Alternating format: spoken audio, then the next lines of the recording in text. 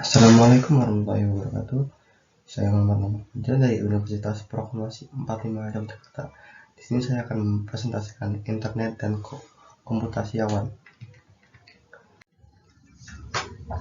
Sekilas tentang internet. Internet sendiri berasal dari kata interconnection network, merupakan sistem global dari seluruh jaringan komputer yang saling terhubung menggunakan standar Internet Protocol Suite untuk melayani miliaran pengguna di seluruh dunia. Manakala internet atau bisa disebut huruf besar I ialah sistem komputer umum yang berhubung secara global dan menggunakan TCP atau IP sebagai protokol pertukaran paket. Rangkaian internet yang terbesar dinamakan internet. Cara menghubungkan rangkaian dengan kaidah ini dinamakan internet working. Pengertian internet menurut segi ilmu pengetahuan, internet adalah sebuah perpustakaan besar yang di dalamnya terdapat jutaan, bahkan miliaran informasi atau data yang berupa teks, grafik, audio, maupun animasi, dan lain-lain dalam bentuk media elektronik. Semua orang bisa berkunjung ke perpustakaan terbesar kapan saja, serta di mana saja. Jika dilihat dari segi komunikasi, internet adalah sarana yang sangat efektif dan efisien untuk melakukan pertukaran informasi jarak jauh maupun jarak dekat, seperti dalam lingkungan perkantoran, tempat pendidikan, ataupun instansi terkait. Internet banyak memberikan keuntungan pada pemakai, namun di balik manfaat yang bisa diperoleh, internet juga membawa dampak negatif. Keuntungan pertama yang diperoleh melalui internet adalah kemudahan dalam memproses informasi. Internet memungkinkan siapapun mengakses berita-berita terkini melalui koran-koran elektronik. Internet juga memudahkan dan memperoleh ilmu pengetahuan. Kedua, internet memudahkan kita untuk berkomunikasi mencari teman melalui media sosial seperti Facebook, Twitter, dan lain-lain sebagainya. Ketiga, internet mendukung transaksi dari operasi bisnis atau yang dikenal dengan e-bisnis. Keempat, berbagai aplikasi baru dapat ditangani oleh internet seperti sistem pembelajaran jarak jauh, distance learning atau e-learning, sistem telepon dengan biaya murah, pencarian lowongan kerja, dan transfer uang. Adapun dampak negatif yang diakibatkan oleh internet ataupun lain kemudahan untuk menciplak karya orang lain, kejahatan menggunakan kartu kredit, perusahaan sistem melalui virus, kenayangan pornografi, dan bahkan kemudahan dalam melakukan agitasi. Dan artinya jalur-jalur dari internet itu dia up. Artinya dari internet itu dia up. Secara harfiah dia up berarti memanggil. Seperti dia up itu sebagai aplikasi WhatsApp. Pada materi ini kita mengakses internet dengan menggunakan panggilan atau jalur telepon. Jalur telepon digunakan untuk menghubung komputer dengan internet, dan hanya itu. Karena itu, jika kita menggunakan koneksi dial-up, telepon tidak dapat digunakan untuk menghubungi telepon lain. Satu perangkat keras yang digunakan dalam dial-up dalam model dial-up. Adapun ASN line. ASN line adalah jalur telepon yang khusus untuk jalur internet. Cara ini ada hubungan karena bisa membuat kita berhubungan ke ISP dan memberikan akses internet 24 jam sehari. Layanan lain berbeda dengan dial-up karena tidak perlu memanggil nomor telepon ketika ia terhubung dengan internet. Sehingga kita juga tidak perlu melakukan kontak untuk memusnahkan hubungan. Kecepatan akses internet dan cara ASN line dapat diatur mulai dari 32 kbps, 60 kbps, terus 20 kbps, dan seterusnya. Namun semakin besar kecepatan akses, semakin besar pula biaya yang harus dikeluarkan. ASN line bisa digunakan untuk kebutuhan internet secara terus-menerus. Jaringan ini bisa disebut juga private line. Adapun jaringan tanpa kabel atau wireless, sesuai nama koneksi ini tidak menggunakan perantara kabel, tetapi menggunakan gelombang radio inisial tanpa kabel, biasanya disebut neckable. Gelombang yang umum digunakan di Indonesia terdapat pada frekuensi 2,4 GHz dan 5,6 GHz.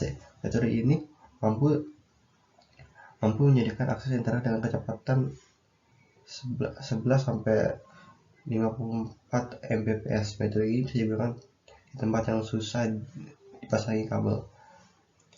Adapun telepon seluler, sekarang kita bisa mengakses internet melalui HP kita. Artinya kita dapat melihat suatu website melalui layar HP kita. Misalkan kita menggunakan HP jenis berbasis sistem for mobile communication atau disingkat dengan GSM untuk mengakses internet.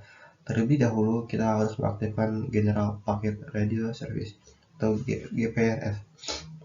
Kartu seluler kita. Setelah itu kita dapat mengakses internet melalui perangkat lunak di HP.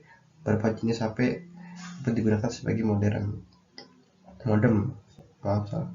Komputer yang kita gunakan harus memiliki port data yang dapat menghubungi komputer dengan HP. Port data dan HP dapat dihubungkan menggunakan kabel data infrared atau Bluetooth.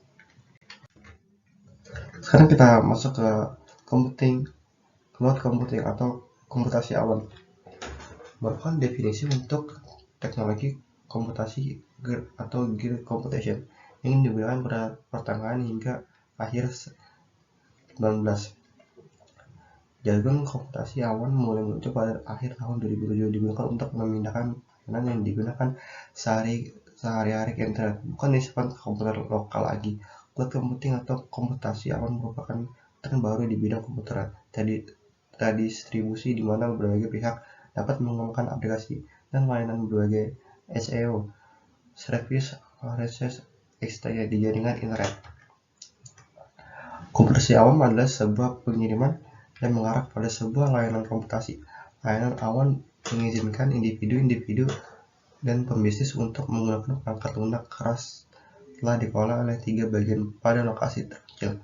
Contohnya, penyimpanan file online, situs jaringan sosial, webmail, aplikasi bisnis online. Sebuah model komputasi awan mengizinkan akses kepada sumber informasi dan komputer dari berbagai tempat tersedia pada jaringan. Komputasi awan menerapkan sumber-sumber yang telah dibagi, termasuk ruang penyimpanan data, jaringan, daya proses komputer, dan aplikasi khusus buat mengukur dan menggunakan. Menurut NIST, dalam Budian 2012 ada tempat development model dari cloud computing ini, yaitu 1. Public cloud adalah layanan cloud computing yang disediakan oleh masyarakat umum.